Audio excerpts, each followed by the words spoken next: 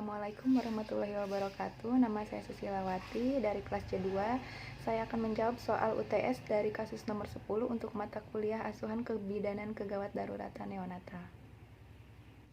Untuk pertanyaan pertama di situ, apakah diagnosa dari kasus tersebut? Untuk kasus nomor 10, diagnosa dari kasus tersebut yaitu infeksi luka operasi.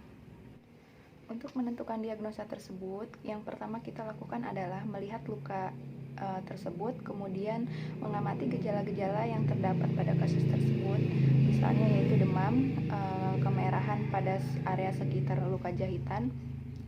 Kemudian yang ketiga yaitu pemeriksaan laboratorium dengan menggunakan cairan yang terdapat pada luka tersebut.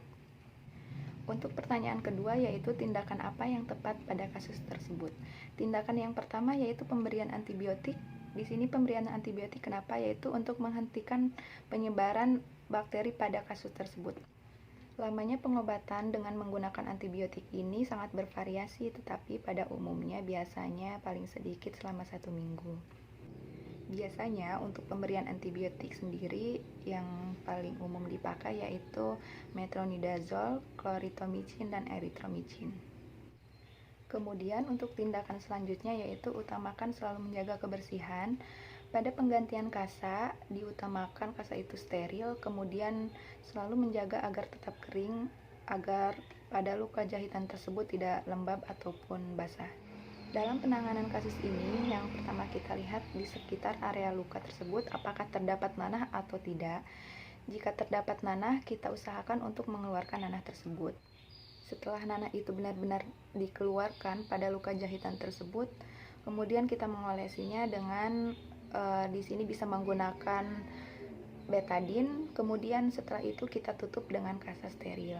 Kenapa nanah di sini harus dikeluarkan? Karena jika misalnya tidak dikeluarkan, nanah ini akan menghambat pada proses penyembuhan luka jahitan operasi ini. Kemudian selanjutnya untuk penanganan pada kasus tersebut, biasakan untuk mengkonsumsi makanan yang tinggi akan protein, karena ini akan mempercepat untuk penyembuhan dan pengeringan pada luka bekas operasi jahitan. Selain itu, kita bisa mengkonsumsi telur sehari 3 kali, ataupun kita tidak suka dengan telur, kita bisa mengkonsumsi ikan yang tinggi akan protein. Setelah pemberian antibiotik, kemudian kita akan memberikan obat untuk mengurangi demam pada ibu tersebut, karena di sini terdapat ibu mengalami panas yaitu dengan suhu 39 derajat Celcius.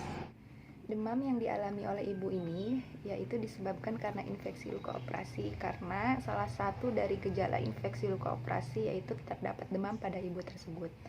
Di sini ibu tersebut mengalami demam yang sangat tinggi yaitu 39 derajat Celcius. Untuk pertanyaan selanjutnya, secara teori, apakah penyebab dari luka infeksi operasi tersebut?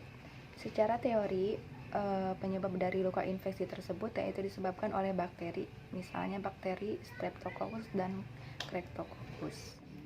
Luka infeksi bisa terjadi terinfeksi bakteri tersebut yaitu jika kita tidak bisa merawat kebersihan luka operasi tersebut dengan baik. Kemudian membiarkan luka tersebut lembab sehingga terinfeksi kuman. Kenapa kita bisa terinfeksi dengan bakteri Staphylococcus ataupun Streptococcus tersebut? Yang pertama, kita tidak bisa menjaga ataupun merawat kebersihan luka operasi dengan baik dan benar. Selalu utamakan untuk menjaga kebersihan dalam perawatan luka operasi tersebut, karena luka operasi tersebut merupakan sangat rentan untuk terkena bakteri ataupun kuman di sekitar area tubuh ataupun di udara. Baik, terima kasih sudah menyempatkan waktu untuk menonton video ini. Pesan untuk video ini yaitu selalu utamakan untuk menjaga kebersihan pada luka bekas operasi, karena menjaga kebersihan adalah hal utama untuk mencegah terjadinya infeksi luka operasi. Yang kedua yaitu selalu utamakan untuk mengkonsumsi asupan makanan yang berprotein tinggi seperti misalnya telur ataupun ikan yang lainnya. Kemudian yang ketiga, jika kita mengalami gejala-gejala tersebut yang mengarah kepada infeksi luka operasi, segera datang ke fasilitas kesehatan. Cukup sekian pertanyaan dan jawaban dari kasus tersebut. Kurangnya saya mohon maaf. Wassalamualaikum warahmatullahi wabarakatuh.